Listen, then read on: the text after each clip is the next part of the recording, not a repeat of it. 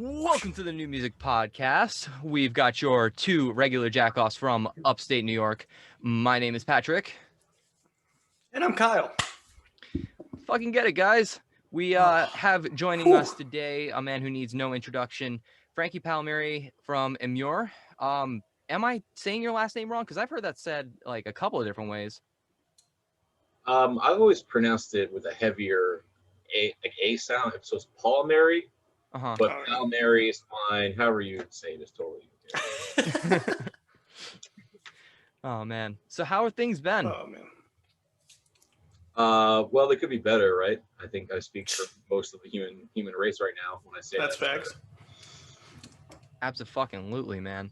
How have you been keeping busy with COVID and everything? I don't know. What does keeping busy mean? A lot of the people we talk to have like day jobs and shit like that. So like, I don't know if the day job you may or may not have had before this has been impacted in one way, shape, or form. No. I've been living off of just being in Emmure for a long time now. So I haven't, thankfully, had to have a regular job in a minute. So no, I've just kind of been waiting for things to kind of get better, I guess, which is a drag because, a lot of everyone's lives have been changed and upheaved by the pandemic and everything. So just trying to keep my head on a swivel. That's it. Playing a lot of Pokemon, I'm guessing. Pokemon. I haven't played any Pokemon in years, dude. What have you been playing lately? Because I heard that you're a gamer. I just got to know what you've been playing. I get into really like deep holes with certain games. Like recently I decided to start playing Yu-Gi-Oh again for some reason, and I was doing that for like 10 hours a day, but then I just stopped because sometimes my hobbies become like depressing. Like I just realize I'm not doing anything with my life and I have to like go do something else. So that's what I was playing though for a little bit of 2020 was some heavy Yu-Gi-Oh. I think a lot of people are rediscovering things that are like collectible type shit, like to just kind of occupy their time. With a lot of people being stuck at home, like that's just what they've been doing is they've been deep diving into like some nostalgic stuff. Well, I would never pay for Yu-Gi-Oh cards, but thankfully they have all these online versions, and I just like trading card games in general, and so I was like, fuck, Yu-Gi-Oh's fun. I started playing online,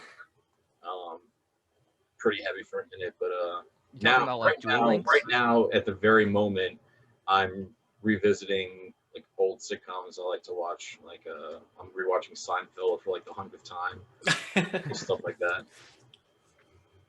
Oh man. Now are you talking about with Yu-Gi-Oh duels? Is that is that on the PlayStation? Is that the? I mean, it's on everything. They have it for PlayStation. They have it for your phone. It's called Duel Links, right? Like, yeah, they have all kinds of versions of it. But Duel Links is definitely one of the big ones. I know. I definitely played that for like a good minute. It was kind of fun being able to just play with anybody that I'm friends with online, just by friending them in the game. I thought that was really interesting. Yeah, I mean, I like, it's like funny how I'm a nerd about things, but I'm also very passively not that like deep into it. I just like playing card games. I like to play. I don't really care about the community aspect of it. I'm not like wondering if I can play with my friends. I don't ever play video games with friends. I prefer, that's like a solo mission for me. I don't really enjoy sharing that activity with people. I don't know what if that makes me antisocial in general, but if I'm playing a video game, I just want to like zone out and like do my own thing. I don't want to like have to depend or worry about connecting with people. I mean, that's how I grew up that way. Like when I was a little kid, like I was alone a lot. So if I was playing a video game, it was by myself. I never really cared to have a companion there. So it's kind of traveled with me into my adult life, which that's a whole other conversation is what I'm doing with my life in my 30s. But yeah, I don't really care about like playing Yu-Gi-Oh with people that I know or anything like that. But it'd be cool if maybe someone, was interested. But I'm not gonna be like, hey man, what have you been doing? Want to start playing Yu-Gi-Oh with me? It's not really on my list. I do see shit like that pop up on Facebook every so often with certain people that I either went to high school with or, whatever it may be. But, is what it is. Yeah. For sure. Had something I was going to ask. I can't fucking remember what it was going to be. Kyle, what you got? Oh man. So that new album, by the way, is fire. Thank you. That you put out. Absolutely fire. And we me and Pat were talking before you joined, and we were gonna it was kind of a joke, but are you good? After that album, are you good? That album was amazing though. Amazing. Thanks, man. I'm really happy to hear that. Am I good? I'm still here. That's true. So there's that. What was like? I know you've probably been asked this, but what was the writing process with the album mostly? What was that? There was a lot of pressure coming off of the success of Look at Yourself for fans and for us personally to kind of top ourselves and still, you know, maintain the sound of what we are, which is a heavy, aggressive band, but also deliver something new. You know, you're always trying to stay within.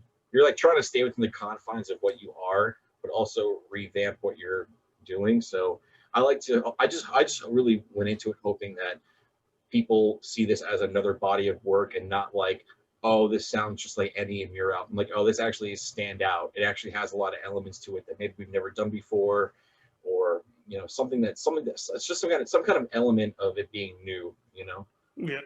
that's really all I was really worried about. But it was a headache, dude, because again, like I said, there was a lot of pressure, and we weren't sure how to like bring songs the right direction sometimes, and so I consider Hindsight to be like very avant-garde for an Emmure album. It's like a cacophony. It's just so many different emotions in one album. You know, it's like a roller coaster, which is good. But it was difficult in the sense of trying to get that together as a complete body of work. Absolutely. I heard in another podcast that Hindsight wasn't even the original working title for it. And Hindsight was just kind of an idea that was discussed afterwards. Could you tell us a little bit about that? Well, just as the record was being created and as the mood of the record became darker and darker, my original title didn't really carry to me. It seemed like it would be too abstract for what the album actually is. So I was trying to think of a way to give the album a proper name, not only in artistic sense, but also I wanted in a marketing sense as well. And so being that the album was coming out in 2020, I just generally thought it would be clever, since I didn't see any other bands doing it, to name a record Hindsight, given that it would kind of reflect the lyrical content, and also be able to, again, capitalize on the fact that it's coming out in 2020. So a lot of the branding we did for the album was, you know, Hindsight is 2020, which I don't think a lot of people really even picked up on until way later, but that was kind of the whole reason behind it. Now, what was the actual, what was the first title? What was it going to be? The first track in the album is called Finally Understanding Nothing, which is what I was going to call the actual album. Oh, okay. But I liked that title a lot, but it didn't end up really, again, kind of being a proper name for what I think the album's mood generally was. It was a lot darker than what I first set out to make, like a more upbeat, I don't want to say positive record because that isn't the right word, but it was supposed to have a different aura behind it, but the record just became like extremely negative and dark in terms of content. So I just thought that title didn't really fit, but that song and that title I think matches up really well. So I wanted to at least put that on the table and not have that go to waste. So. No, definitely. And it definitely shows. I mean, I think in like the years following 2020, people are going to look back on Hindsight and, you know, be able to kind of say like, you know, Hindsight is 2020, but 2020 was such a crazy year. The title fits on so many more levels than you probably had intended when you guys came up with that.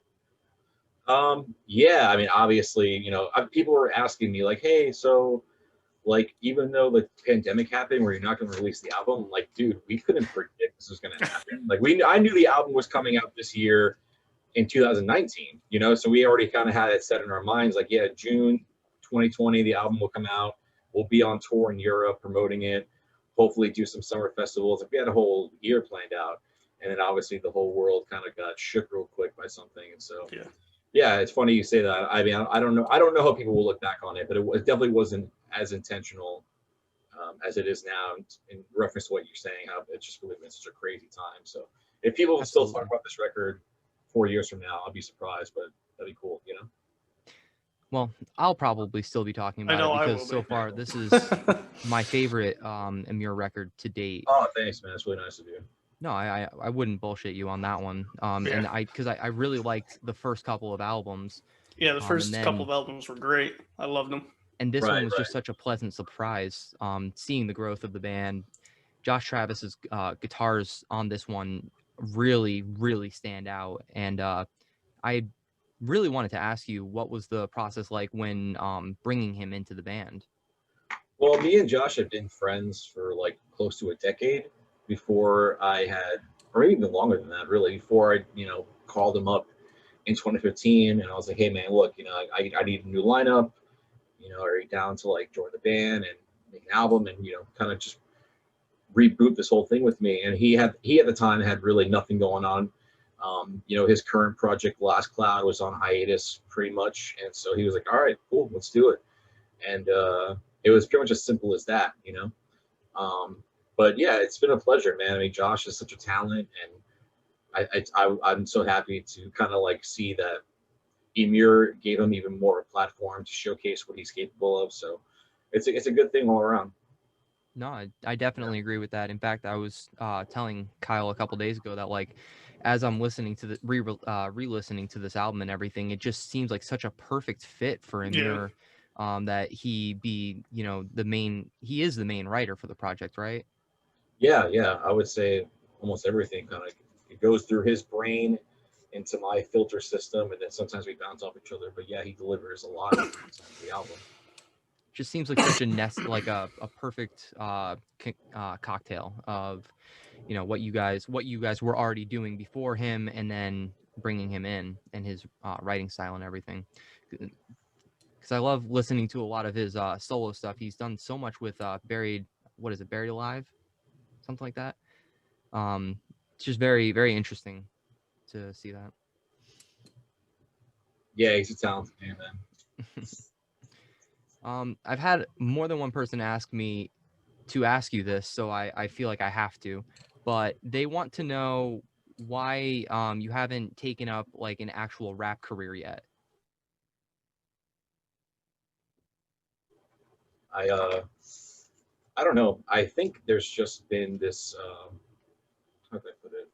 I've been very hesitant to jump into an arena that I've never entered before. One, and B, it's like I don't want to fuck up in that world because I respect that craft so much. There's so many rappers that I think are incredible that I'm really like fans of, that I think that my stuff could never like it could never reach that plateau creatively. Like, I'm not that good of a rapper. Like, I can rap, but that's not, I don't consider that my strong suit.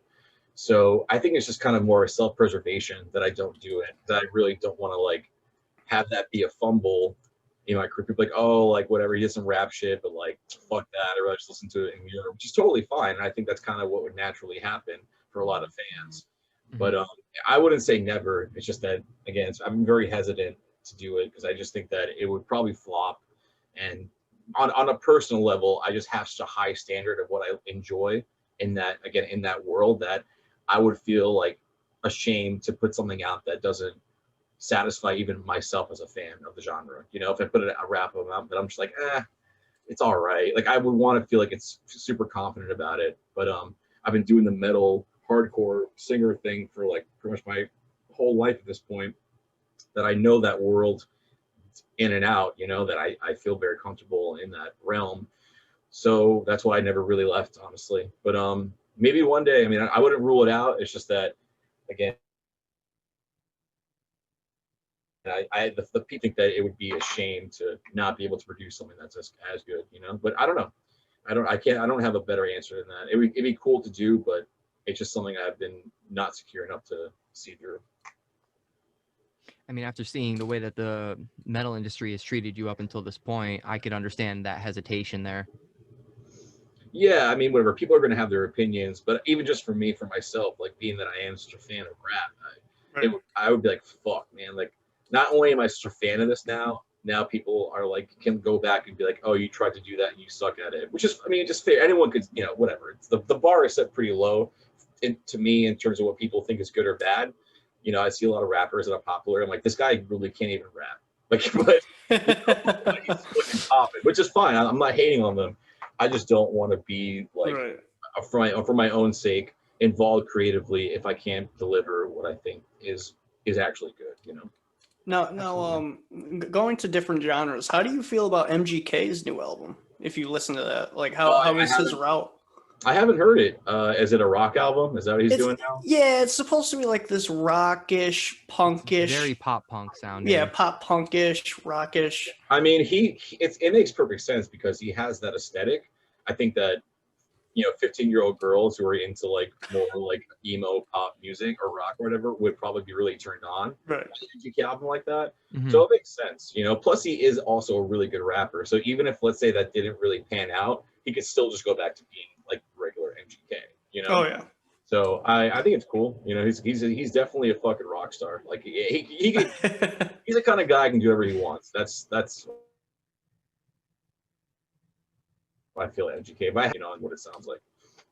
Yeah, it's definitely different from his standpoint. It's definitely really, really different. But he's collaborating with Youngblood and just a bunch of different people in the metal industry and in different other industries too. So it was very like the first time I saw MGK live was he was supporting Limp Bizkit. So it makes sense. That's awesome. That he would do a crossover, you know? Yeah. I mean, he has kind of expressed for a very long time now that he's wanted to be a rock star, and seeing how the response has been, like a lot of people have complained that it sounds too much like Blink-182. Well, I mean, Travis Barker did kind of have a big part in writing the album, so it only makes sense that it would have some Blink-182 type sound. Yeah, for sure. I just don't understand the hate on that, because like there's a huge audience for Blink-182. Why wouldn't people enjoy MGK singing to that? Because I mean, he does sound a little bit like Adam in a lot of ways.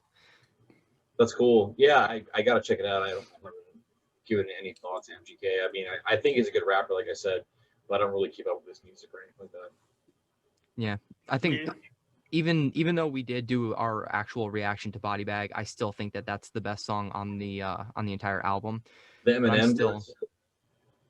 No, that's Rap Devil. Rap Devil, and then the other one, I think Eminem's response was Kill Shot, right? Yeah. And like I still think it's so stupid how they're like, oh, he killed him or Eminem dissed him so hard he went to rock. No, no. Man. I mean, yes, he got killed. We get it. we get it. But he didn't. He's wanting to move to different genres for a long time now. I would even argue that he's the happiest he's ever been. Yeah. Well, I mean, you know, it's just another revenue stream now. You know, pretty much. He's like, I did the thing in the rap game. You know, he blew up in that world, got like the recognition he wanted, and now it's like, what else can he do? You know. So it makes sense artistically, and also just as a business to kind of change up what he's doing. So. Absolutely. Brings me to honestly kind of brings me back to wanting you to do rap at some point again, but I will lay off of that one for sure. Well, yeah, it's funny because I will every couple months, every couple times every year, maybe like 4 or 5 times, I'll either get some serious like input from people like, you should really do it, yada yada, and then I'll be like, yeah, maybe. And I do have rap songs that I made that I went in the studio and did. I just don't share them. I just don't really think they're that good. I think they're okay.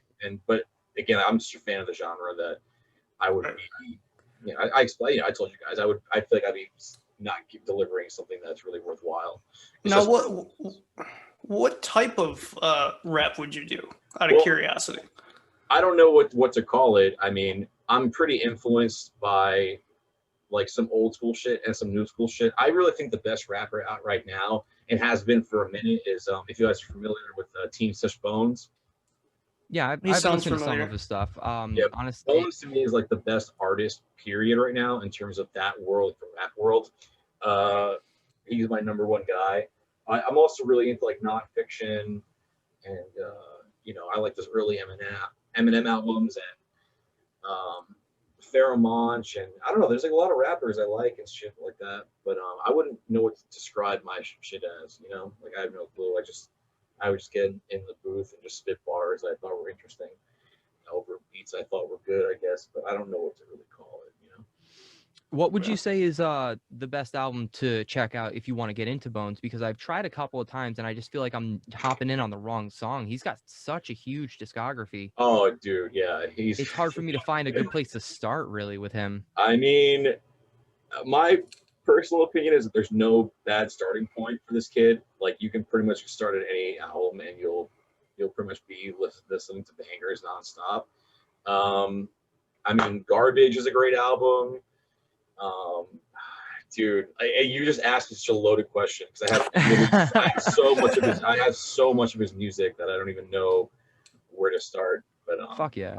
Yeah, I mean, I'm a big fan of what he's doing, and I would suggest anyone that's like a fan of rap to just start deep diving into that guy, because lyrically, it just his whole, like, everything he does with his whole brand is just so on point. You know, he's really doing it right.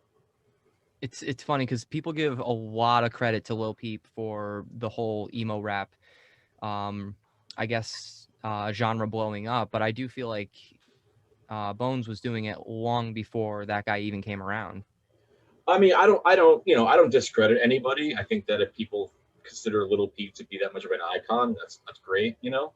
But I'm just saying, for me personally, you know, I got put onto Bones maybe like 2013 or something like that, and I've literally just been a fucking like diehard fan ever since. I've been like, this guy, he's to me he's legit either the most underrated. He's either the most underrated ever or literally the best to ever do it. That's how I feel about the kid on a creative level. He's that much of an inspiration for me in terms of the whole rap thing. I think he's really that good because he really just does everything, and it goes beyond rap. He also writes like acoustic music. He has metal songs that are just like, they're bangers. Like, it's like how are you doing every genre so good? It's pretty incredible. But yeah, whatever. Lil Peep is cool.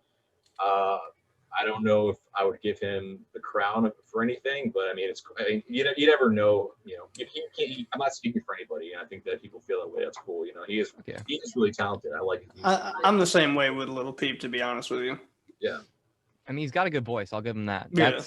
That's the one thing I hear people complain about the most is his vocals. But I'm a hard disagreement on that one. I think he's got a good voice. It makes sense for the style of music he's doing. As a whole, though, I think that the rap community, even though we do talk a lot about metal on this show, I do think that hip hop in general is far more interesting right now, far more experimental. There's just so much more going on there than what's going on in the metal industry. I'm almost to the point where we might start transitioning to talk about that shit more.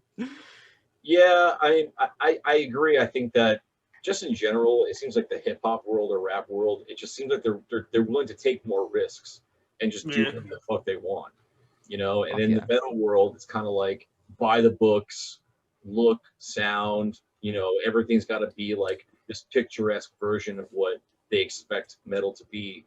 But it seems like just rap has a lot more freedom. I mean, if you really think about it, like, are there really any like metal rock stars anymore? Like, you know what I mean? Like actual mainstream, like, wow, like there's no, you know, like Korn, Limp Bizkit, those bands were like kind of the last bands, in my opinion, to really do that. I mean, sure, you have like, I don't know, 3 Days Grace or whatever the fuck, like bands like that who are big bands, you know, and like the active, like Avenged Sevenfold and stuff like that. Yeah, but like Kanye West is one of the biggest stars in the world. You know, it's like we don't really have that in the rock world at all. You know, we just get. I was just about to say Corey Taylor. We get an article every week on Corey Taylor Thinks, but you know, which is great because it is a trickle down effect. You know, it's like it's awesome we have someone like that because it goes from someone being like, oh, who's this Corey Taylor person, and then maybe they heard a Slipknot song, and then it just so happens Spotify made them listen to Bring Me the Horizon, and they're like, oh, what's the other band? So it always trickles down to everything else within the genre, which is great. But if you look at it in terms of just, you know, mass appeal, like what people are paying attention to, you're more likely to meet someone who knows who Kanye West is. If you say Kanye West in any conversation, you'd be like, oh, I know who that is. Corey Taylor, like, who's that guy? You know, maybe, or, you know, there's some people who would know, but again, it's just like the rap world just dominates culture in such a heavy way that it's hard not to appreciate just how much more freedom they have, you know? Absolutely, man. Couldn't agree more. Now, obviously you've been listening to rap, but is there anything that metal-wise that you've been listening to, like heavy? I mean, I get into really like big moods for things. Like lately, I've just been listening to the Alice in Chains, like just nonstop Alice in Chains going through my headphones. So I don't know if that makes me listen to metal or whatever, but that's the one thing I'm really fucking with right now. I just get into those, like, again, those big Alice in Chains sessions. That's all I want to hear. But if you want to talk about new bands, I think my favorite new band I've heard recently was this band called Diamond Construct from Australia. Okay.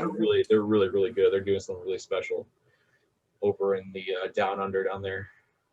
I was There's actually a lot of interesting shit going on there. Yeah, that was actually my second question. Like, what new bands have you been digging lately? Yeah, I'll give a shout out to Diamond Construct because they're the one new band I heard this year that I was like, yo, this shit is fucking dope. Like, I was actually blown away. Have you heard what was that band, Pat, that we reacted the other day? It was Pale Face. Oh yeah, Pale Face. Pale Face, yeah. Pale Face. It's interesting seeing hardcore, like old school hardcore, mixed with modern, like metalcore. I guess you could say like production techniques in a way. It's just hitting so different now. Like, I don't know. It's really interesting to hear those types of screams heard in high production, super low tuned guitars. I don't know. There's just something about it that I really fuck with. Bands like Pale Face, bands like Alpha Wolf, Knocked Loose. Yeah. These guys are all killing it. Yeah. The other Frankie is still like giving me the eyes, like the painting in the background. I love it. I gotta get rid of that thing. I gotta see if I can sell it to somebody or give it away or donate it or some shit. Way too long. There you go. Do a giveaway. Yeah, I should. Oh man, did you do that painting or was that given to you? No, I'm not that talented. Yeah, a fan gave that to me in 2017.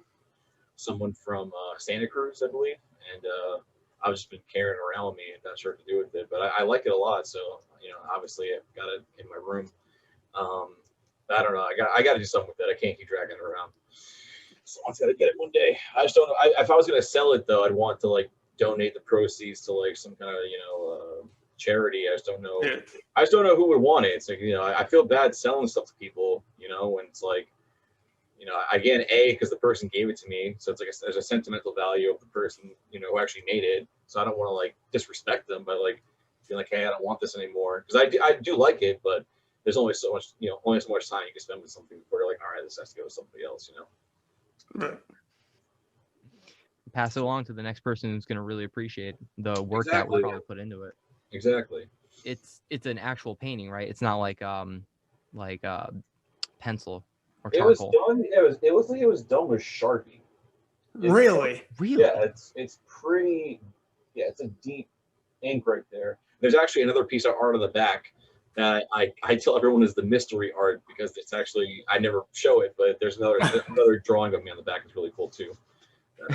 Yeah, I might do a giveaway or something, or try to sell it and give the donations to donate to the funds to charity or something like that. So I think about that pretty often. See what happens.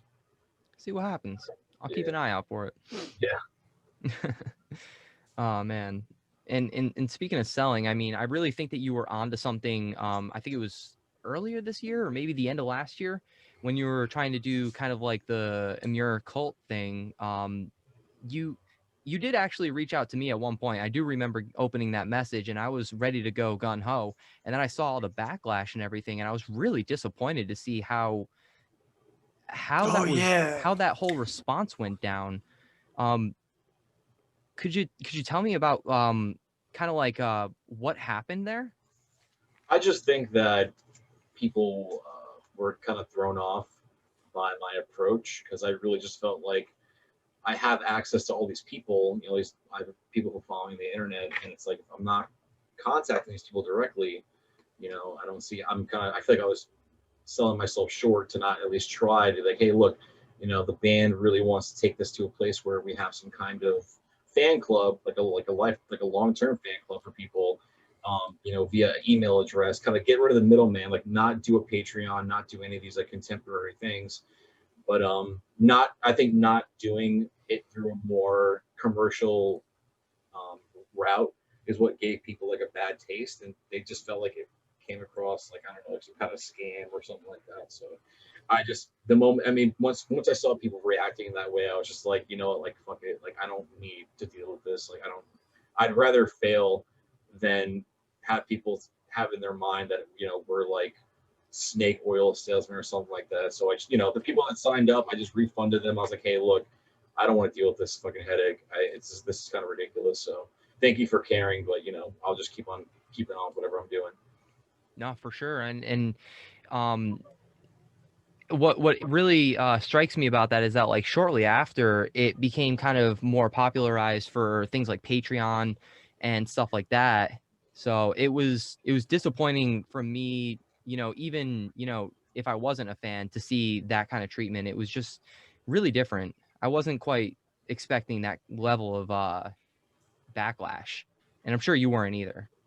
I mean, yeah. I understand why people felt that way, because it just there was nothing transparent about it. It was just me being like, look, this is what I want to do. If you're like, I feel like a hardcore fan, like, you know, I'd give the information, you can sign up, and I was just kind of sending that in mass to people, you know, be like, hey, look, this is what I want to do, but like I said before, it wasn't transparent enough, so that's why people were like, oh, this seems like a scam or yada yada. But you know, whatever. I just whoever signed up, which wasn't that many people, I just like, hey, look, thank you for caring a lot, but I'm refunding you and kind of canceling this whole thing. So Absolutely.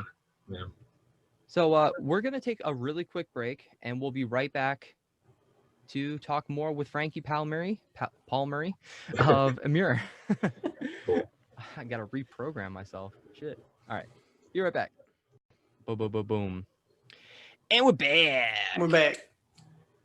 Thanks again, Frankie, for taking the time to come and hang out with us regular jackoffs. We really appreciate that. First question from our Instagram is a very oddly specific one. They want to know if you fucks with aliens. Yeah. I mean, I'm interested in the topic. I've done a lot of deep dive, you know, things onto extraterrestrial life and our place in the universe and what our reality truly is and stuff like that. But just to answer the question simply, do you fucks with aliens? Yeah.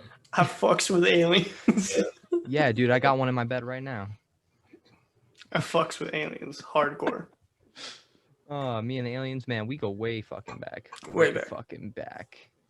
Now, I'm curious because, like I was saying on during the break, I heard your interview with the Mortuary, which also is a great podcast if you are into the conspiracy culture, the paranormal, and anything like that. So that's a quick little plug for you guys. But I'm curious if you could retell the story that you told of your first encounter or your first paranormal experience. Yeah, actually, I wrote a song about it on the Speaker of the Dead album called Area 6466. You know, pretty much talking about when I was a little kid, between the ages of 9 and 11. I was visited by a UFO. I mean, so I told the story a million times, but pretty much I was, you know, up late at night, like most little kids, you know, lights out, bedtime, whatever, and I would just sit in my bed, staring at the window at the tree line in front of my house, because I'm on the second story of just, you know, 2-story family house, and there was always one tree in the distance that I never could tell how like far it was because it was so much taller than everything else. And I would just stare at it like every other night of my life, just staring at the window until this one night, you know, I was staring out and I saw something in the sky that I could not identify, and I just stared in wonder at it, like, what the fuck is that, you know, and trying to make sense of it, you know. Is it like, you know, is it a toy? Is it, you know, a helicopter? Like, what am I looking at? And as I'm staring at this thing, I'm noticing it's actually getting closer to me. And I'm like, this is coming in my direction. Like, so I'm just glued to this thing, staring at it. And it's, you know, I replay it again in my head like so many times. And I don't understand how or why this happened, but it went from the sky where I could see it, you know, miles away. And then it literally flew to my street. It went under the street light across the street from my house, like like hovered in like this, just, you know, just, I don't know if you want to call this movement. It just kind of floated underneath the light to my bedroom window, and then faster than I'd ever seen anything like disappear. It was gone. Like, I don't know if it went left, right, up, but it was gone. And I remember what it looked like. I remember sitting up, staring, frozen, looking at this thing like, I cannot believe what I'm seeing. And I just kind of kept it to myself. Like, even when I was that age, I knew that telling this story to anyone, being a little kid, no one's gonna believe you. They're just gonna go like, oh yeah, you know, whatever you saw, okay, Frank. You have a great imagination, Frankie. Right, like exactly. basically, yeah, exactly. And people ask me like, well, why didn't you take a picture? I'm like, well, first off, it was the 90s, so I didn't have access to a camera. But the reason I remember vividly, the reason I didn't go outside because I wanted to get closer to this thing. You know, you're in amazement at what you're seeing, and the only reason I didn't go downstairs, open the door, and get closer to it was because I knew if I had done that, my dad would have just killed me, because it's like you know, 2 a.m. or whatever it is, late, you know. And so in fear of making my parents angry, I just sat there staring at it through my window. But it came really close. I mean, if I had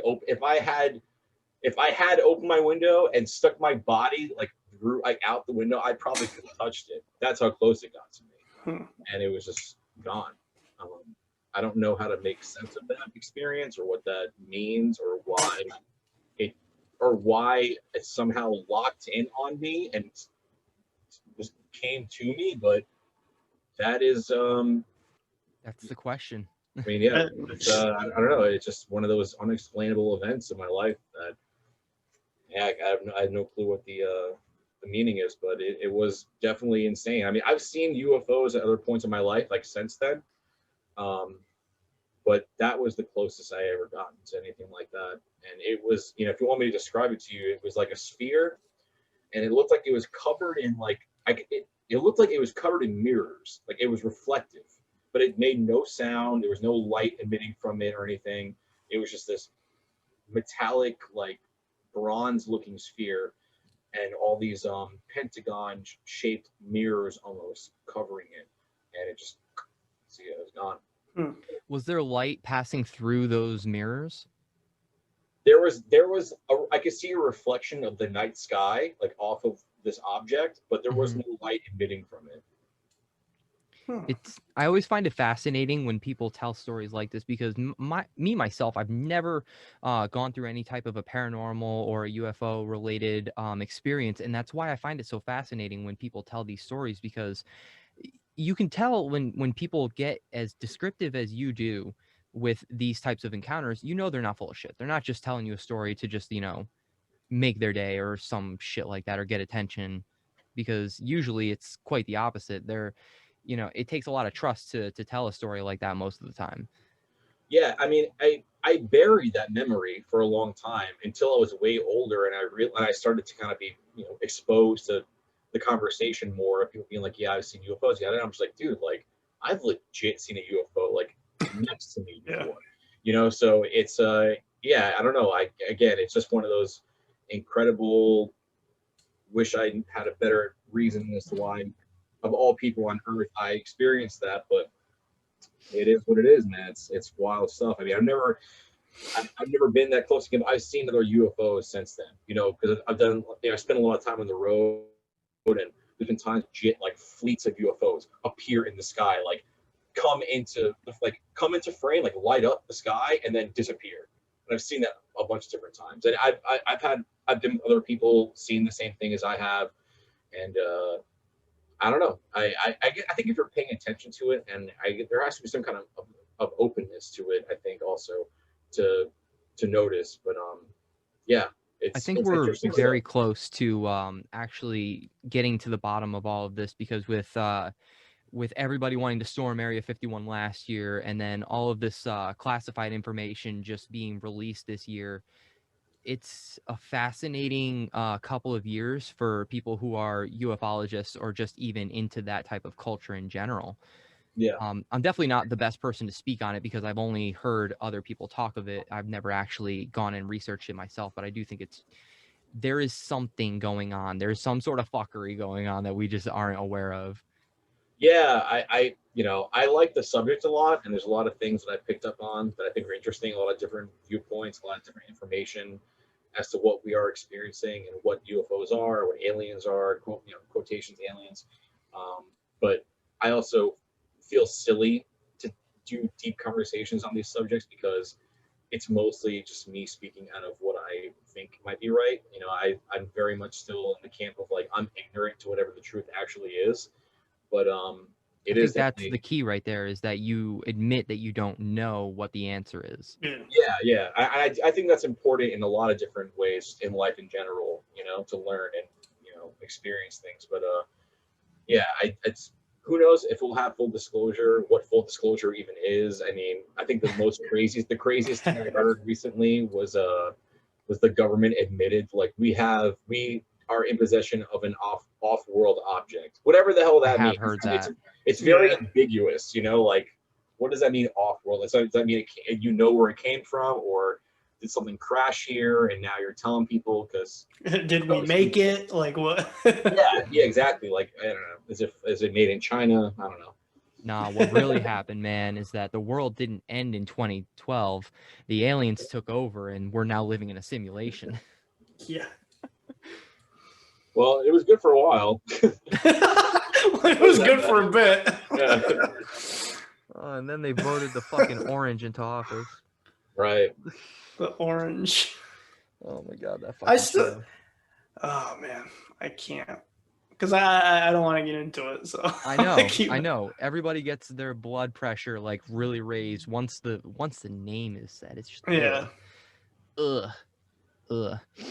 But last thing I had that I wanted to talk to you about today was I think that you are entering some sort of like a different, or you have maybe in the last couple of years entered a different form of like spirituality or a different practice, or even just mindfulness. Something is different in the way that you communicate with people, and I feel like a lot of people have noticed that change, and so I wanted to ask you a little bit more about that. Well, I think I just, you get older and you start to reassess a lot of your decision making and how you view the world. Mm-hmm. And I guess right now, at this point in my life, I'm just kind of seeing myself as an arbiter of good. I think I've been painted as like kind of this like, living embodiment of just like scum or whatever for some reason, and really that's not the energy I want to give out, so Mm-hmm. I don't know if that means people think I'm spiritual, whatever. It's fine if they think that. I just prefer to mode of good, just to put it really simply, which I think I always have tried to, but I've struggled with. And as you get older, it just becomes easier to kind of let things slide. And I'm pretty sure everybody can relate to that. Yeah, just be more, be more in the moment, and not get caught up in, just the minutia of, bad shit in the world, and just kind of focus on whatever I can today. And if I can pass on good energy to other people, that's all I really care about doing. But it's not really any deeper than that. I don't have any like, objective or mission I want to accomplish with my own self-growth. It's just for me, The mission is to convert everybody to being a slave to God. Yeah, right. If you haven't noticed, all the people that preach all the love and light and stuff, we generally kill those people.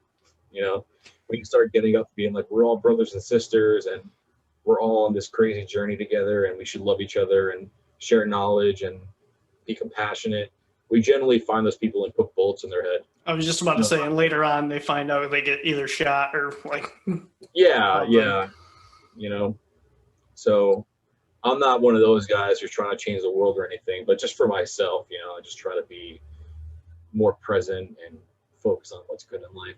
That's really it. There it is. That's now, are you working on, is Emmure or yourself working on a project right now? No, I'm not doing anything with music right now. I mean, I've been pretty disenfranchised by the current climate of a lot of different things in the industry, and also the fact that like I don't know if live music will ever return in the way that I know it to be. I mean, it's still very much to me on ice. Like, I don't know if maybe in 2021. I mean, I see bands doing like we're touring 2021. Yeah. It seems like a grandiose thing to play with that idea because no one has any clue what it'll look like. You know, if we'll have to all be vaccinated or we'll have to all be dead or something like that. I don't know. It just, you know, I don't know what it's going to be like. So I'm not putting any eggs in that basket right now. I'm just kind of waiting to see what happens next, and then we'll take it from there. I would like to be able to say like Emmure will return and be on stage with people in a big room with people moshing and shit like that. Yeah. But that literally might never happen again. Like there's a chance, there's a small chance that is literally just a thing of the past. Like, yeah. Like, speaking of concerts, did you guys think of live streaming like some other bands are doing? Or? Yeah, I mean, I think it's cool if that's what you want to do. To me, it'd be super awkward to stand in front of a camera and pretend like I'm doing a live show. It would, you know, it would feel weird. I would never feel like comfortable doing that. And plus, literally, there's thousands of hours of my band playing live already on the internet. You know, like maybe it would be cool to like sell virtual tickets or whatever, but I don't know. I just have no interest in doing it. I'd rather just wait to see what happens. And if, you know, we can get back on stage in front of people, then that's what we'll do. And I'm fine waiting until then. I don't need to like create some kind of like virtual show, you know, because then people think like, oh, like whatever, I saw him here. Like I paid the virtual ticket. I don't need to have that experience. Yeah. You know, it's a one-time thing. You know, and the reason being in a band, a touring band, is so cool is because you might be doing the same thing every night, but you're doing it for a whole new sea of people. Yeah. So it becomes brand new, you know, in the very moment. So the virtual concert thing, I'm really on the fence about. I don't know if we'll ever do it. Plus the fact that every single one of my band members, we all live so far from each other. Just putting that together is a headache in of itself, and then we got to worry about travel restrictions. You know, we're gonna have to quarantine, and where can we do it? That's like a safe space to do it. It's just like it's a fucking headache, you know, for us. And we'll wait and see what happens. I do like to imagine that by next summer, we'll either be completely over this and it'll be like we're fine, like we can get back to how life was, or it'll be an adjustment, and who knows what it'll look like. But we're in for quite a ride, man. I hear some really really dark predictions a lot of times for what our future is going to be, or at least for the next 10 years. And rather than be all gloom and doom, I'll just leave it at that. I don't like what I hear, but hopefully they're wrong, you know? Yeah. Fuck the naysayers. Yeah, I mean, I want things to be like they were, you know, 2019, 2018, you know, when life was still sweet. But we are really in a fucking crazy ass time, and no one can predict what's gonna happen. And I don't want to like sit here and start spouting off this negative shit of what I hear about. But I like to think that things will get better. We'll see what's up.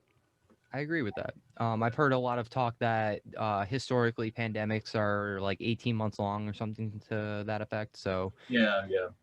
I could only hope that there's some truth to that, because otherwise, you know, it's hard to say what the future holds. But still, I mean, 18 months to take out of certain people's careers is a long fucking time. So. Yeah. I mean, there's all kinds of things that are happening with COVID and culturally and socially and politically that we're just in such a fucking sensitive time. We don't know where things are going to land, you know. We're at the brink of war, all this different shit, you know. It's like, who the fuck knows, man. But try to keep my head straight for all this and focus on the good, whatever there is to focus on is good. Yeah, that's it. The good I'm focusing on is that I'm hoping for like a cultural renaissance of sorts, because with a lot of people trapped at home, I'm hoping for more creativity and just more art in general, even though artists in general are the ones probably struggling the most. That's my hope, is to see more art or even just more experimental shit coming out in the next like 2021, 2022? Well, there will always be creative people. There's always going to be people in the world that have that fire inside them. They just have to get it out of them. They have to like write music, you know, make clothing, whatever. There's always going to be those people in the world. That'll never stop. It's just that I think that we're entering a new phase of, you know, how people navigate and how people take in information and entertainment. I mean, you know, being in a band, like, you know, in the 70s and 80s, like even in the 90s, you know, in the aughts too, being in a band, like being a good band was enough. Like if you were a good band, all you had to do was put out good records, go play shows, you know, and sell t-shirts. And that was good. Like people were happy with that. But now it's not enough. Like now you have to have like, now there's like, you're competing with podcasting, you're competing with TikTok stars, you're competing with like so much different shit in terms of entertainment. I mean, Twitch streaming, like right. Just being in a good band is not enough. I think Finn McKenty, who does the Punk Rock NBA, he did an interview that I read that was really poignant. He said, you have to now be an influencer that also does music. That's how you could really pop off. Like you can be good at music, but you also have to have that influencer vibe, that like watch me 24/7 vibe to really capitalize on the entertainment industry. And I think that's correct. So, you know, there's that element too. And I mean, I think that there's some bands, especially I think Emmure falls in that category, where like, I just think it's kind of corny to be like that. I'd rather just people listen to the music and enjoy the art and not have to worry about us being on the internet 24 hours a day, you know? So we'll see if we survive that trend, you know? That's I think is happening. I don't care to be a part of like the Insta fucking like pay attention to me culture we have now. Like, I don't even care that much, you know? Like I'm content with putting an album out every 2 years and then that being my output, you know? But it might not be enough. It might not be enough for people anymore. Because again, like I say, you're competing with podcasting, Twitch streaming, TikTok. Like so much attention is being spread out so far that just putting an album out isn't really enough anymore. It has to be more than that. So we'll see how we adapt to that trend. No, absolutely. And I was listening to your podcast for a while. Are you still doing the podcast?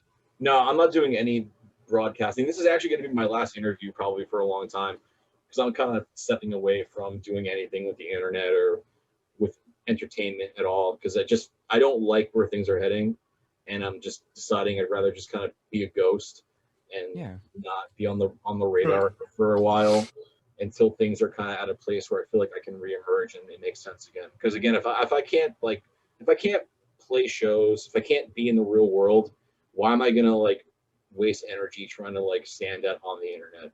There's enough people trying to do that. You know, there's enough people being like, look at me dance or lip sync or whatever little kids like to look at now. I don't fucking know. But you know, I'm in my fucking 30s and I'd rather just make cool, interesting music or art.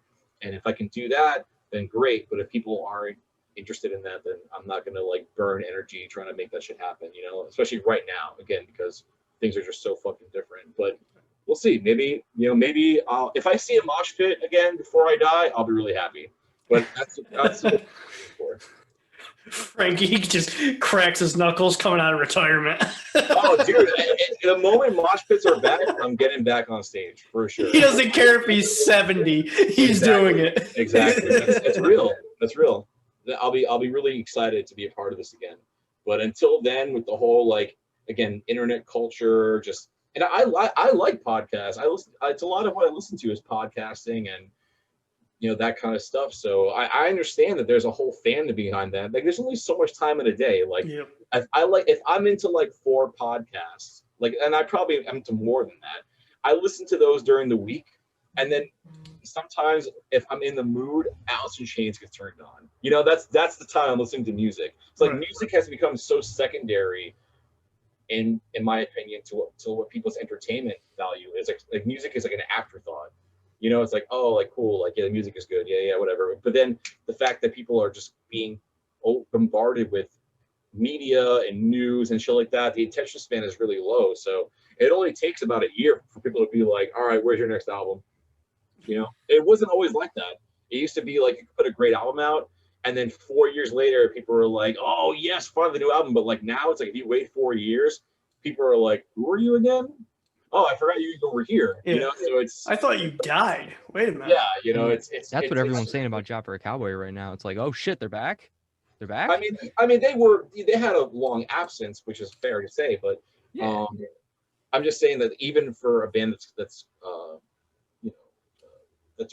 constantly putting out music, it's like it seems to just not be enough. You know, you need to kind of always be in the mind's eye of people, and it's just such a rat race, you know. So right now, again, like I said, in terms of podcasting, Emmure, all that stuff is for me on ice and on pause until further notice, until I think it's worth doing again, because just existing on the internet to me is just not good enough, and I'd rather be in the real world, you know, again. And if I can't do that, then I'm fine with just not existing for a while. The people can just soak in the absence, or forget us, or forget about us. Either one's fine. I'm done stressing about it. You know, that was a lot of my 2020 was me stressing out, like, what the fuck are we gonna do? Like, what the fuck's gonna happen? You know, and like finally I just let go of the wheel. I was like, I'm over it. So we'll see where things go. You know, if Emmure like comes out of the dust from all this, it'll be worth it. It'll be cool. And if we don't, we don't. But that's kind of where I'm at with it. So you guys can feel some kind of I don't know, you feel honored or some shit like that, because this is gonna be my last chit chat on the internet for a long time. I don't think you realize, like, I am super honored. I say that in a very self-deprecating way, but you know what I mean. Yeah. No, definitely. Yeah. I felt that, man. I've checked out a lot of the podcasts that you've done up until recently, and when I initially shot out that email to you, I really didn't even think that you were going to respond, because I sent you an email titled "Interview or Nah." Well, I like the title. I was like, okay. The title did it. Yeah. I was like, all right. It seemed like either you had attempted this before and I maybe have dropped the ball, which happens sometimes, or you just were very to the point. I like that. So I was like, No, yeah. my first outreach to you was on Twitter, and then I actually looked at your Twitter and I realized, oh shit, this guy hasn't even posted in like 3 or 4 months. Yeah. So I was like, oh, well, that explains that. Why don't I try an alternative means? And Yeah, like, well, we also saw you like on our Instagram post too, like same with you and other people as well. So we were like, you know what, let's try it. The worst that could happen is you reach out and somebody says no, or they don't say anything at all. At that point, I'm just not even phased at this point. I just keep rolling. I just keep moving, and that's the best attitude. Yeah, thank you. Yeah. Because I don't have time for people who are going to sit there and give me A, B, C, D reason why on the moment, on the fly, you know, when I need to do an interview with somebody, why they didn't show up 5 hours ago. Right. No, that's a great way to go about it. I always tell people that in general, people ask me for advice, like, how do I get this started? How do I, you know, yada, yada. It's like, dude, you do it. Step one is to just fucking go for it. Oh, hell yeah. Worry about what happens after, you know, but at least make the attempt. So yeah, I'm glad we connected. It was fun chatting. I'm down to keep talking if you guys have more questions. It's up to you. I mean, we asked this question last interview. So pineapple on pizza? Yeah, I fuck with that. Same. Thank you. Thank you. Some actual defense on that shit. It's actually the only time I like pineapple is on pizza. Like pineapple by itself, I'm not crazy about, but on pizza, it's definitely smacks. It's good. Fuck yeah. I think that like when you mix spicy and sweet, so like my go-to if I'm gonna do that is jalapeno and pineapple. I think that combination works really well. Mango habanero, that's like my shit. You're making my mouth water, dude. Oh man. No, I know that one of the questions that I was originally going to start this interview out with was, what the fuck is 203? 203. I don't know if it's part psychosis, schizophrenia, maybe it's a mixture of both. But it's just a song I decided to write about this pattern I was seeing in my life, where it seemed like that number was showing up in everywhere. Like, I don't know, it just seems like it was like a constant thing. Like I would, you know, every time I looked at the clock, every time I got a fucking anything, you know, whether it was fucking a receipt or I would see it like written on the wall in places, and it just pops out at me, and it it might be like an artifact of some other deeper issue going on with me, whether it's spiritually or mentally or something like that. But I decided I'd write a song about it. I hope the song, even though it's kind of hard for people to understand the context, I hope that the emotion is really what I focused on. You know, that's kind of really my aim with everything. I generally know that people won't understand, or at least be able to like contextualize or identify with a lot of things that I say in the music. So I mean, I've you know, seen or heard people say things like, "Oh, and your lyrics are cringe," or yada yada, and it's like, okay, that's fine, you know, if people feel that way. I think that really it just comes from a misunderstanding, you know, and not being able to completely grasp where I'm coming from lyrically, which is fine. But yeah, that song is one of those songs where it's very cryptic and hard to really figure out what I'm talking about. But I would rather the emotion shine through more than people understanding what the song actually means. You know? No, for sure. I like, even when I'm writing stuff, it's always comes from a vagueness type of energy, because I like the mystery, which I feel like is lost in today's era, is that sense of mystery with, you know, because like everybody and their grandma has a podcast, a fucking this and that, Instagram, TikTok, and whatever it may be. But like, that's one of the things that draws me to a lot of different bands, is like I have to answer questions that like I don't have right now. And like a song like 203, where the whole song is a question. I mean, what does it mean? It's everywhere I go. It's everything I see. I'm looking for the reasons and it follows me. It's like, you know, I get that. But originally when I saw 203, I'm like, the Arizona area code? I think it's actually it would be Connecticut. Is it Connecticut? Yeah. Dude, because like I saw that and I was like, that's an area code. I know it. That's what I was thinking too. Dude, it made me laugh to myself, but like your 203 is like the movie 23, except for far less schizophrenic, as you say.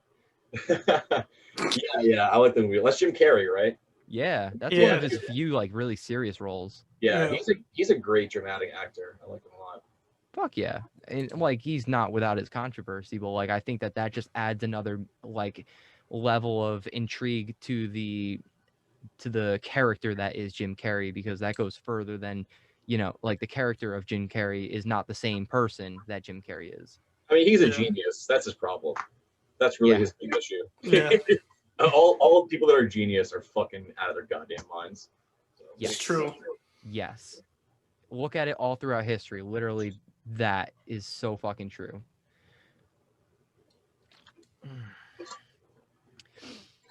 Now, the last thing that I have that I know is like an official question is related to just like the lyrical process that you touched a little bit on Twitter regarding this, the lyrics of Hindsight, relating to a time in 2018 and 2019, which were something I believe you described were like a very difficult time in your life. So I was wondering if like the writing process for this lyrically was something of a process for you to get through it, or something else? Well, there was a bunch of different hurdles for me creatively, because being that I'm like, what was that? Is that my 8th studio album? I think number 8. Yeah. So when you're 8 studio albums deep, you don't want to repeat yourself. Like you want to keep telling your story and you want to keep explaining how you feel, but you don't want to like ever like be like, oh, I already talked about that, or like I already said something like this. Like it has to feel new and interesting.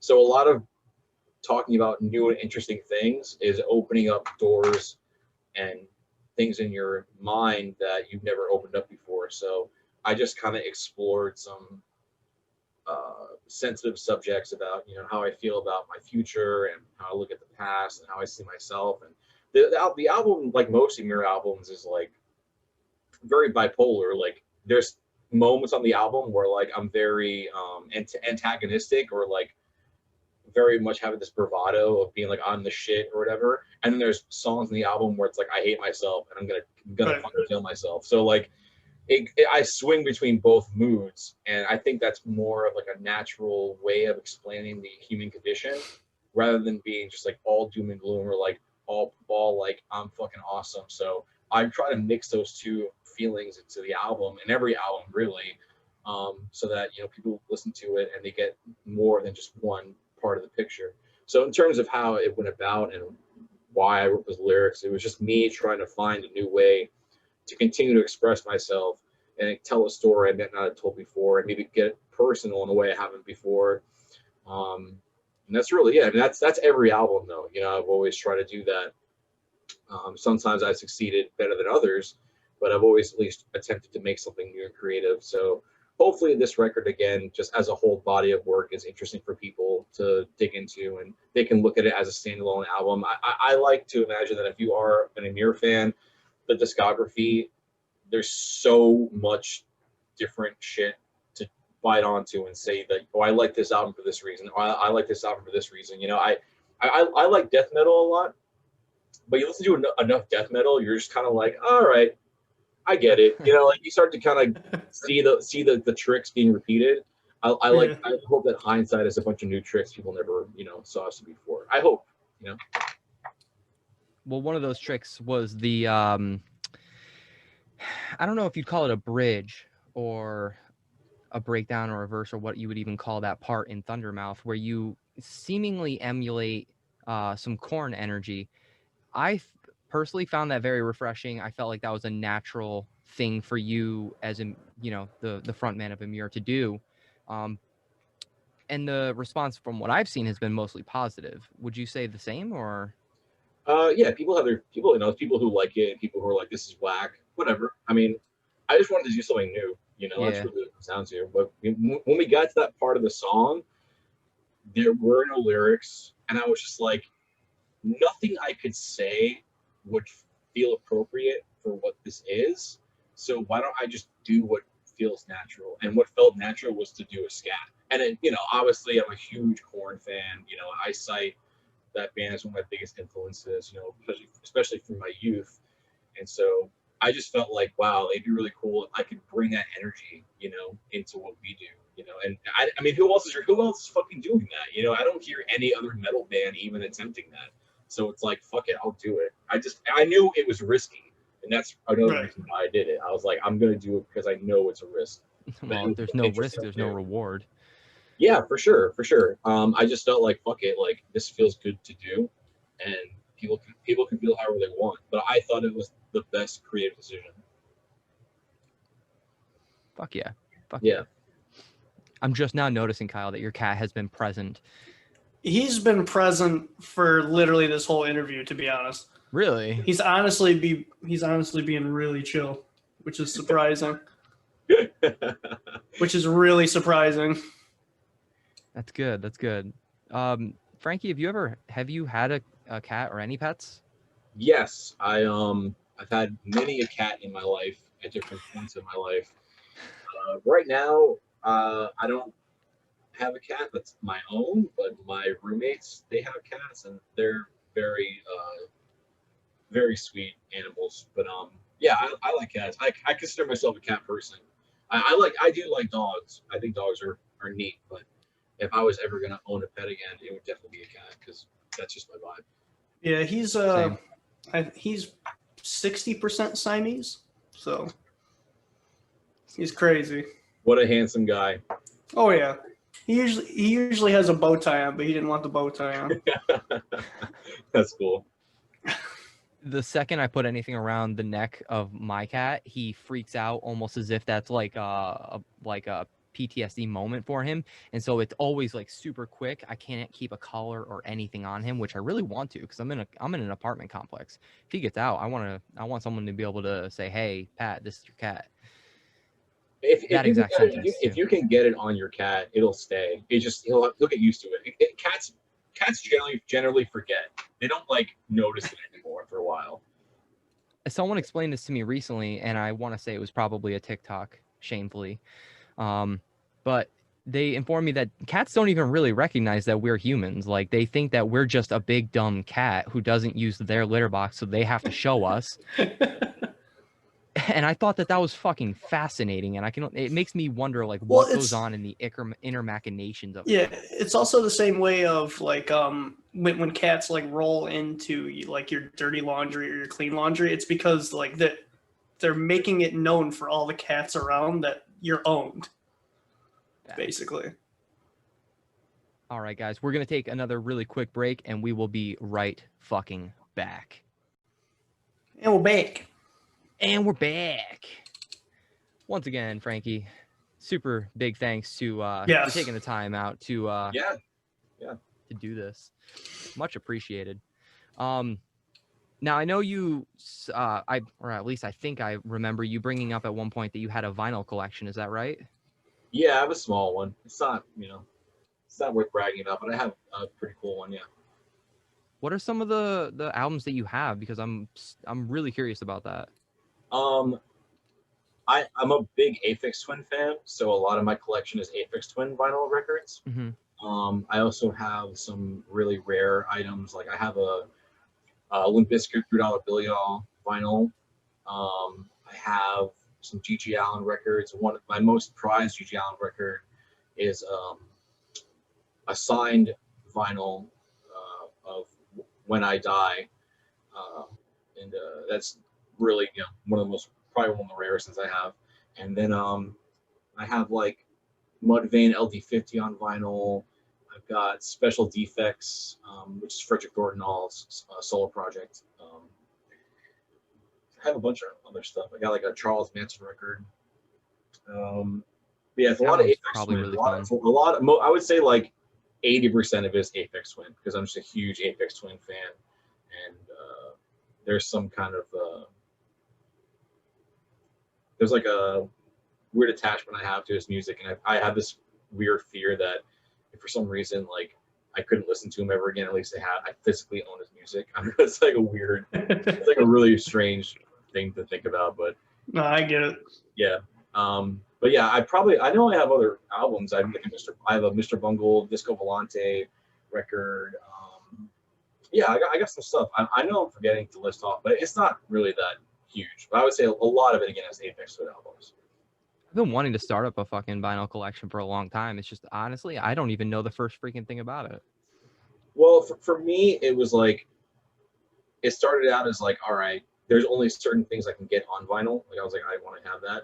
And then I started to become even more of an audiophile, where like I realized that albums that were recorded like to tape, like back in the day, just sound better on vinyl. And I just want to experience it how it should be heard. So another great album I have on vinyl is Devourment 138. I don't know if you guys are fans of that band, but they're like the best. They're like the best. I fuck with Devourment. Kyle, you would like them. I'd have to listen to them now. Well, I believe we talked about the latest album. I can't remember it off the top of my head. There's just too much fucking music out there. Yeah. But so yeah, I started. Yeah, I have albums for two reasons. Either because I'm a huge fan, like the Aphex Twin, or because I want to hear it how it should be heard, and I'm just such a fan of it. I want to have the most authentic version of it. So it's really for those two reasons I have it. But I'm done. I don't buy any more vinyl. Like I have enough to where it's already annoying, and any movie would just be like overkill. So I'm good with what I got. Are you supposed to have like a specific speaker? Because I heard somebody saying that like tube amps are what you should be listening to vinyl on, or I didn't know if that was just some like smelling your own farts type of snobbery. I'm sure there's truth to that. I don't know personally. I'm not that big of a nerd to know the difference. But I have some KRK Rocket 5s that are in good condition, and those seem to be doing the job just fine. So I know there's levels to the whole like audio thing where like certain speakers sound better and yada yada, but that shit gets pricey, dude. I think Henry Rollins was talking about how he has some kind of speakers in his house that are worth like $100,000 or whatever. Like that is ridiculous. Yeah, he's a huge music nerd like that. You know, he wants to hear everything like at its most pristine, which I can appreciate. You know, right? I'm not gonna ever probably have anything like that, so I'm content with what I got. See, I fear for the day where I actually come into money, because I'll be putting it into stupid shit like that. Yeah. I mean, I it's cool that stuff exists, but I probably wouldn't know the difference if I heard it on $100,000 speaker. I probably couldn't either, to be honest with you. Yeah. So, but you do hear a difference though when you buy a vinyl record that's from a particular time period, versus if you listen to an album from the 80s digitally, and then hear it on vinyl, you're like, whoa, like all these textures come through that you had no clue were even there. You know, just everything pops harder, the mix sounds better. So, you know, certain things just come across better in that format. But I would say people that like are buying vinyls like of like digital records, you're just buying a physical format. You're not actually getting a better version of the album. You know, you're just getting the same thing just via vinyl. So there's that to kind of pay attention to. If you're like, oh, I want to buy the newest, I don't know what band to say. I'll just say fucking 3 Days Grace. Like if 3 Days Grace puts a vinyl record out right now, it'll sound just as good through your phone as it does on a vinyl record, you know? But so it's about kind of capturing a time and place, and we kind of buy that stuff. Well, there's also something to be said about what mastering engineers do now as opposed to back then. I mean, everything being analog back then, it was made to sound good for radio or good on vinyl. Most of the time, my whole thing is like, I got to have the CD because I prefer to have the CD over streaming. I don't know. Yeah, no, I totally get that. I think it's really important, honestly, to have tangible media. It's really, especially now with like the censoring happening just through fucking everything. Like, Yeah. who knows what will happen in 10 years when you're like, oh, that one band, like, why can't I find their album?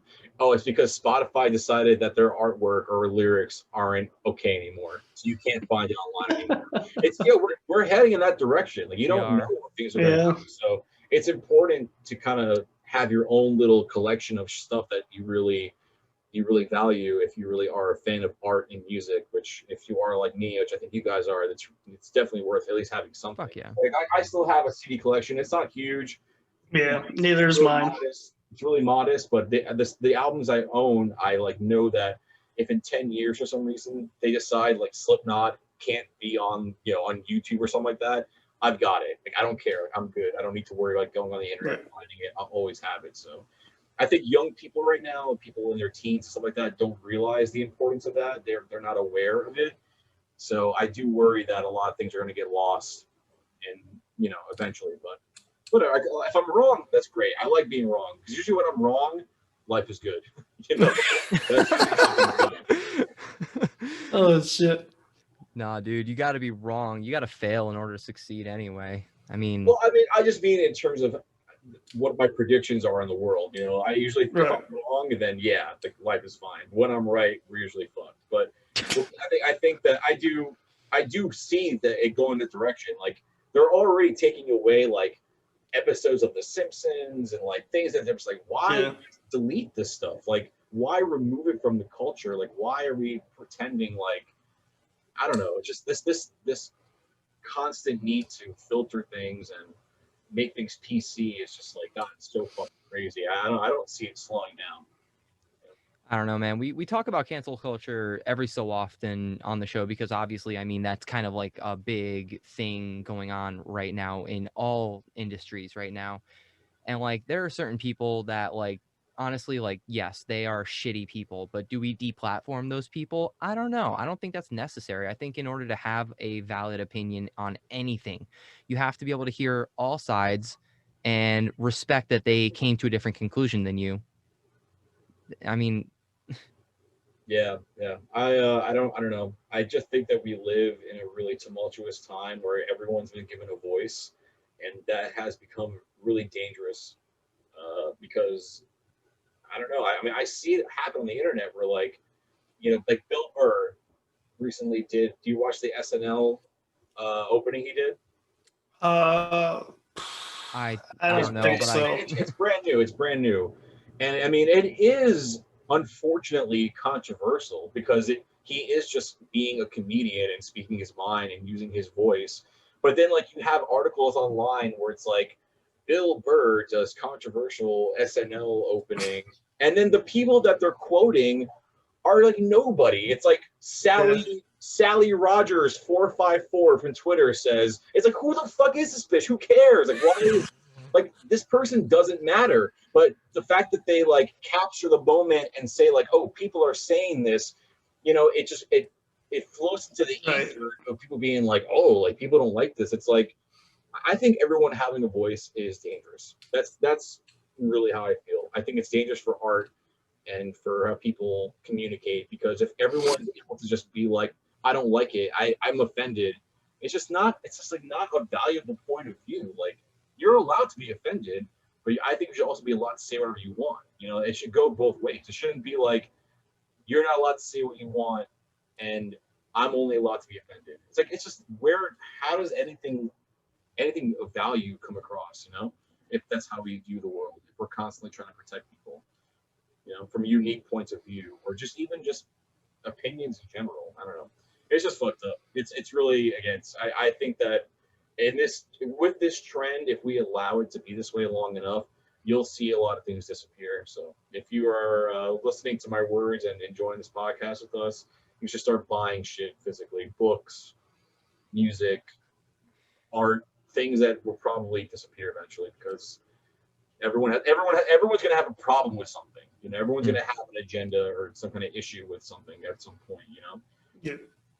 Before you know it, R2 Deep Throat is going to get removed from Spotify. Yeah, probably. I mean, I'm surprised that is Anal Cunt still on Spotify? I don't know. If Earache Records puts their music up there, it probably is. But I don't know. They have a lot of very offensive songs. Yeah. I'm sure some of it probably isn't there, but I would imagine at least Morbid Florist is. Oh, that's actually one of the few records I own is Anal Cunt, Morbid Florist. Great album. Yeah. Yeah. Because I recently got an Anal Cunt shirt, and it was just, I love it. I just love it. how out there it is. Yeah. I mean, they were purposely the antithesis of like music in general. You know, like their whole thing was like, we are abrasive and offensive on purpose, you know, as entertainment.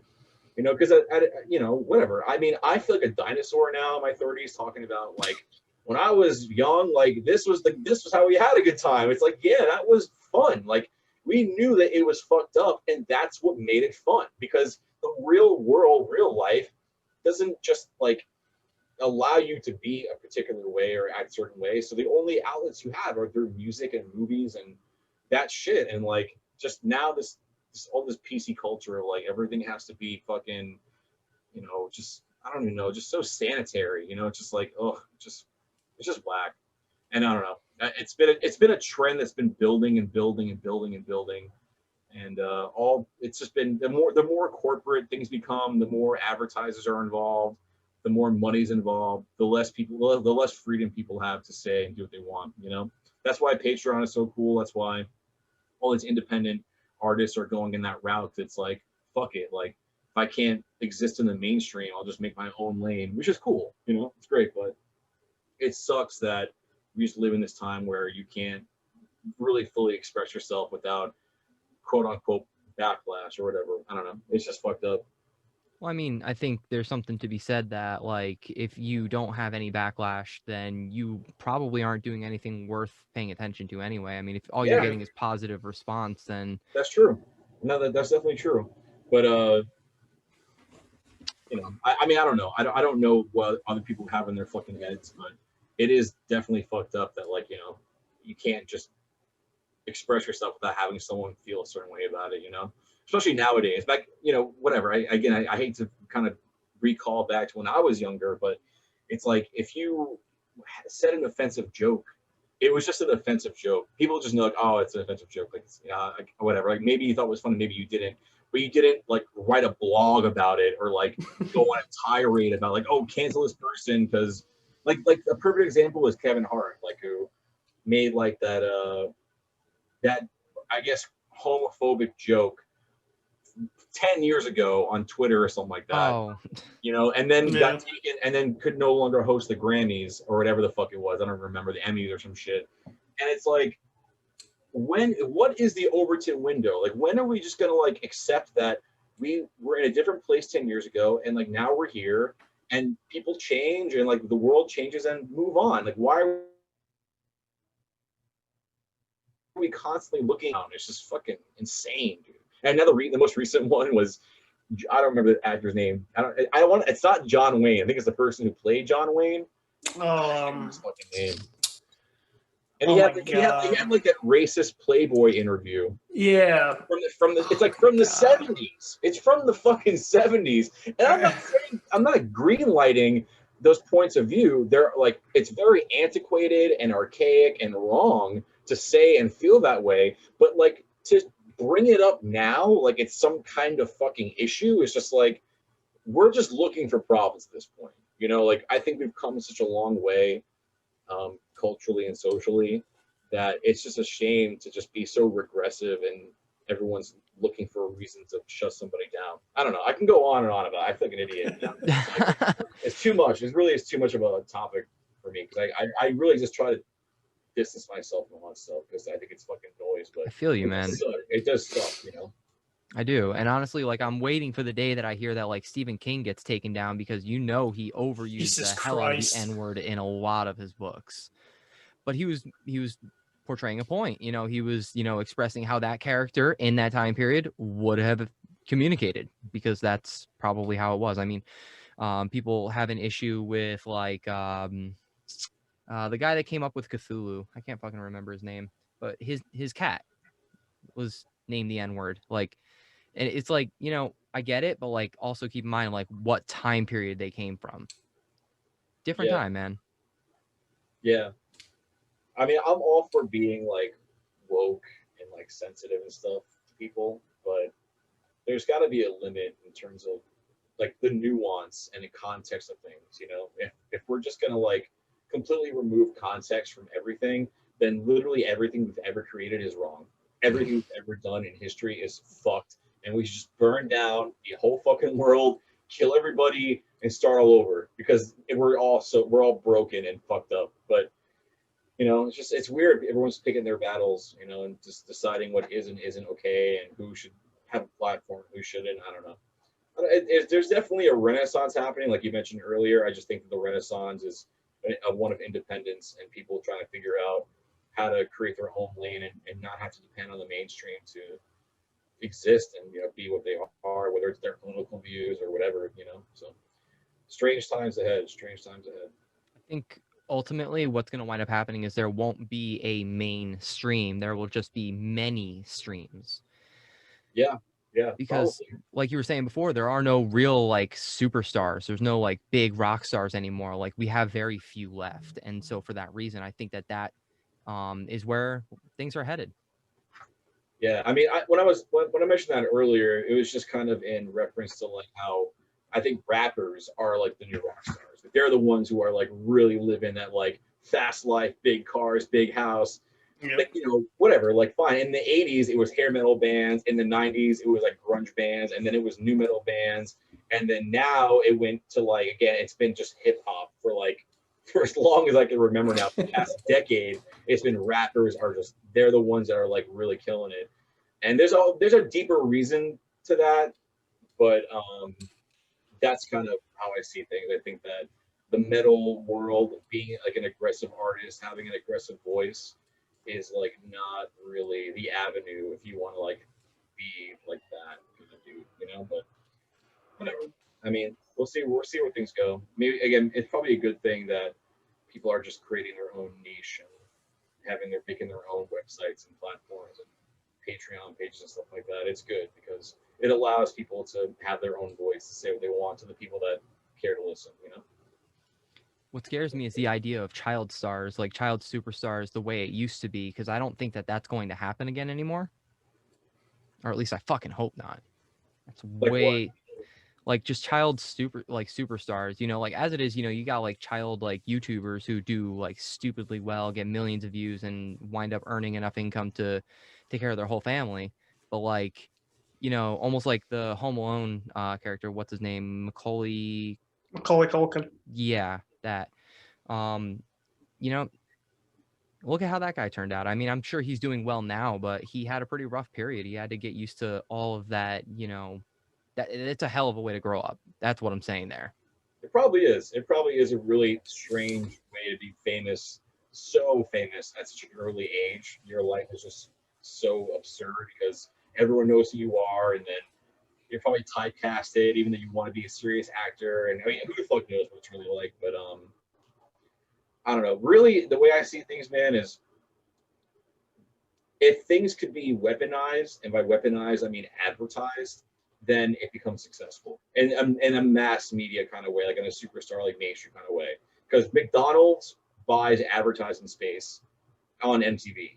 You know what I'm saying? Like that's what's up. Like that's how you know, like things are being recognized, because it's unless they can put advertising dollars behind it, it'll never become mainstream. It'll never have mainstream success. Which, whatever. Again, so maybe it's a good thing that people are kind of stepping away from that whole concept or idea of wanting to be like that. But I don't know. I'm spinning my wheels. I'm spinning my wheels, but I really can't stand what's going on with all that stuff. But no, like you said, man, we'll see. We'll see. Yeah, we'll see. Well, it's getting to be about that time. Kyle, do you have any other questions for our man? I don't believe so. I believe we covered everything. Yeah, everything and then some. Yeah. So once again, Frankie, thanks again for taking the time to sit here and have this chill chat with us. Thank you. And we'd love to have you come back after your little ghost. Talk to me next year. We'll see how I feel about it. Fuck yeah. Yeah, definitely. Yeah. All right. Well, we're going to get the fuck out of here. Thanks again, guys, for tuning in. You know what it is. Like, comment, subscribe, all the stupid, whatever, generic YouTuber bullshit we say here at the end. Crowd kill the shit out of that bell button, please. That's right. Take it down. Crowd kill the shit out of it. You don't want to miss a beat of chill chats just like this one. All right. Exactly. Bye-bye.